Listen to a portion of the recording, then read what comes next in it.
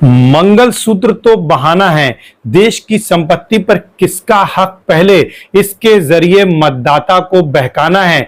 कभी अपने लिबास से पहचाने जाते हैं तो कभी अली और बजरंगबली और कब्रिस्तान के नारे आते हैं, लेकिन इन सब के पीछे एक सोची समझी रणनीति है और ये सोची समझी रणनीति अगले और पिछड़े की है। जब जब देश का विपक्ष इकट्ठा होता है या जाति जनगणना की बात करता है, आरक्षण को बढ़ाने की मांग करता है, दलित चेतना का उभार होता है, तब तब देश को मुसलमानों का भय दिखाकर हिंदुत्व के राजनीतिक ढांचे के अंतर्गत हिंदुओं को संगठित कर पिछड़ों और दलितों को उनके हक से दूर करने का कुत्सित प्रयास किया जाता है। सच्चर कमेटी उल्लेख करती है कि देश का मुसलमान दलितों से पिछड़ा है।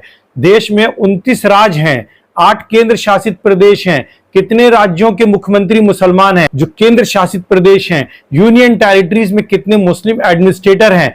क्या इसके आंकड़े इस बात की गवाही देते हैं जिस बात की ओर इशारा प्रधानमंत्री जी कर रहे हैं? क्या देश का मुसलमान संपत्ति पर कब्जा कर रहा है?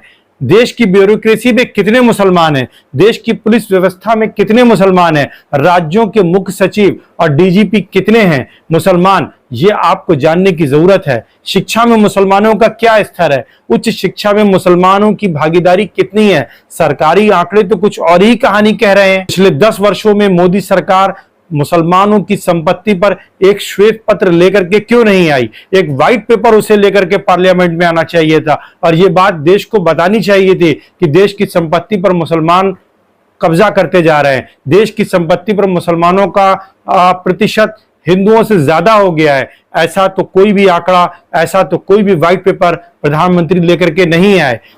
फिर मंगलसूत्र की बात क्यों? कभी लिबास, कभी अली बजरंगबली, कभी कब्रिस्तान, कभी बीफ। ये एक नारा, एक बहाना है। पिछड़ों और दलितों का हक छीन कर ले जाना है। किसको देना है? ये 10 वर्षों में आपने खूब अच्छे से जाना है। अडानी और अंबानी को खूब खिलाना है। इसका सरोकार किसी अगड़े से भी नहीं है, अगड़े गरीब से भी नहीं है, लेकिन इसका सरोकार अपने खास लोगों को लाभ पहुंचाने से है। हुरन वेल्थ रिपोर्ट कहती है कि भारत की कुल संपत्ति का 40% सिर्फ 1% जनसंख्या के पास है। इन 1% में कितने मुसलमान हैं, कितने दलित हैं, कितने पिछड़े हैं? इसका कोई उत्तर है क्या? प्रधानमंत्री इसका कोई उत्तर देने का कष्ट करेंगे? मंगलसूत्र का सोना इकट्ठा कर मुसलमानों को देने का दावा कर प्रधानमंत्री ने एक बार फिर पोलराइजेशन या ध्रुवीकरण की पॉलिटिक्स के रास्ते सत्ता को प्राप्त करने का रास्ता अपनाया है, जिसके लिए उन्होंने कांग्रेस पार्टी के मैनिफेस्टो या घोषणा पत्र को अपना आधार बनाया है। हालांकि कांग्रेस के घोषणा पत्र में इस तरीके का कोई भी उल्लेख नहीं है। कांग्रेस पार्टी के खिलाफ भाजपा का आरोप विवाद पैदा करने का एक क्लासिक मामला दिखता है। ये झूठा दावा करके कि कांग्रेस पार्टी ने मुसलमानों को हिंदू महिलाओं के मंगलसूत्र देने का वादा किया है। उनका मकसद हिंदू मतदाताओं के बीच मुसलमानों के खिलाफ आक्रोश पैदा करना, धार्मिक ध्रुवीकरण की कहानी को दोबारा आगे बढ़ाना है। और जो दलित चेतना है और जो पिछड़ों में जाति जनगणना के लिए एक जोश है, जो एक आक्रोश है, जिसका वादा राहुल गांधी कर रहे हैं, उसको कहीं ना कहीं दबाना है। भारतीय जनता पार्टी कांग्रेस को मुसलमानों का हितैषी बताकर हिंदू वोटों को एकजुट करने का प्रयास कर रही है, जिससे हिंदू मतदाताओं के बीच हिंदू मुसलमान की भावना पैदा हो और भारतीय जनता पार्टी की चुनावी संभावनाओं को और अधिक बेहतर तरीके से सुनिश्चित किया जा सके।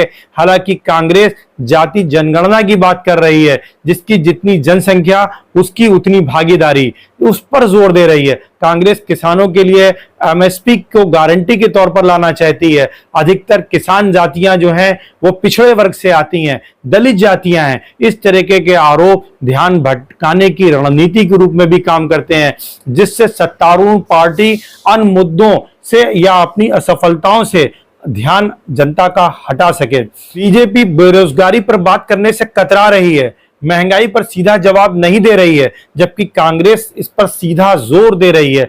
बेरोजगारी और महंगाई गरीब, दलित और वंचितों के मुद्दे हैं। इसी तरह जाति जनगणना पर भी बीजेपी का स्पष्ट रूप दिखाई नहीं पड़ता है।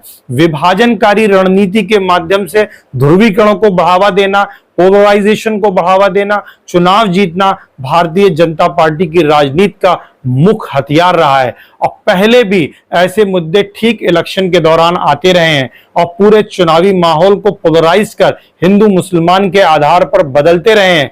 लेकिन इसका कारण क्या है? कभी आपने गौर से इस पर विश्लेषण किया है? वास्तव में भारतीय राजनीति को आकार देने में दो महत्वपूर्ण घटनाएं मंडल और कमंडल से जुड़ी हुई हैं, जिनमें से प्रत्येक अलग अलग सामाजिक राजनीतिक संदर्भों का प्रतिनिधित्व करती हैं, रिप्रेजेंटेशन करती हैं, जिसका शिकार आज मुसलमान हैं, का शिकार होने के नाते आज आपको कभी मंगलसूत्र का आरोप झेलना पड़ता है, कभी घिसबोटिया बनना पड़ता है, कभी आपको अधिक बच्चों का आरोप झेलना पड़ता है। क्यों? क्योंकि आप मंडल और कमंडल की राजनीति के पाठ में पिस रहे हैं। आइए समझते हैं ये मंडल और कमंडल क्या है।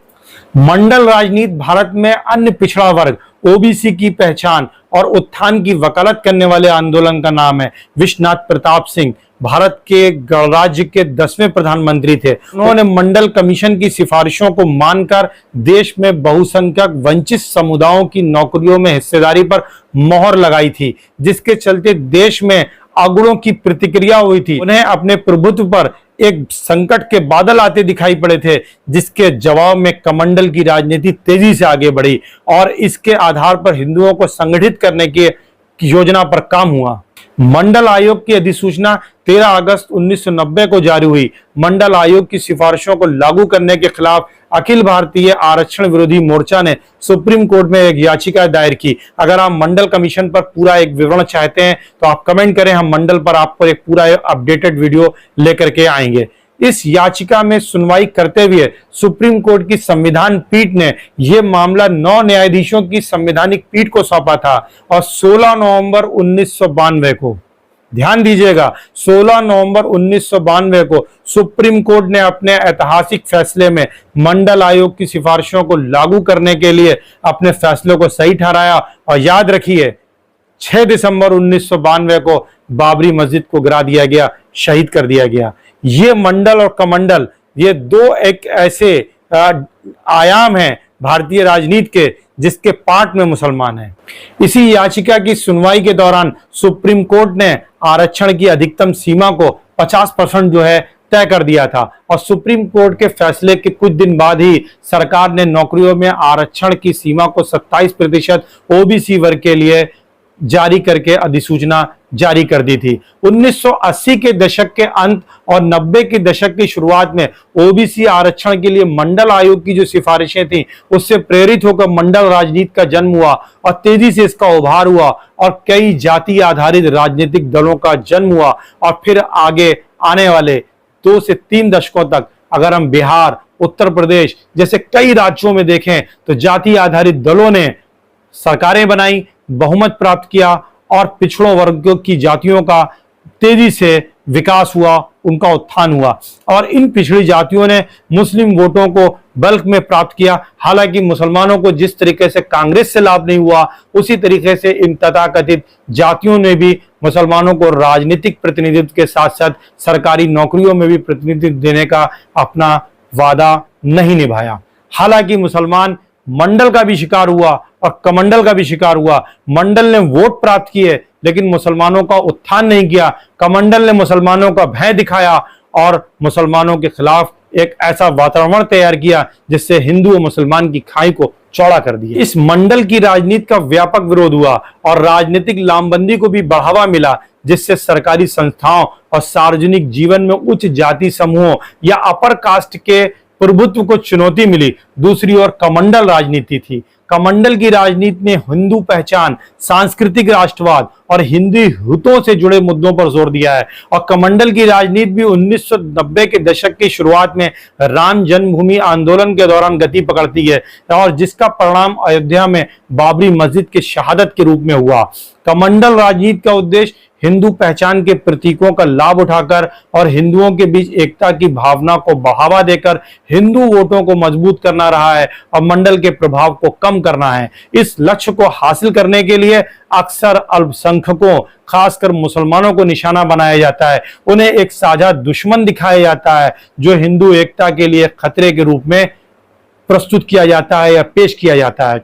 मंडल राजनीति ने ऊंची जातियों में एक भय को जन्म दिया है। उच्च जातियों ने इसे सरकारी संस्थानों में अपने प्रभुत्व के लिए एक गंभीर खतरे के रूप में देखा है। इसीलिए मंडल राजनीति ने हिंदू मतदाताओं का एक व्यापक गठबंधन बनाने के लिए विशेष रूप से मंडल राजनीति के जवाब में हिंदू आबादी को हिंदुत्व की विचारधारा के बैनर तले संगठित करना शुरू किया और इसका पहला संगठित प्रयास राम मंदिर आंदोलन के दौरान हुआ।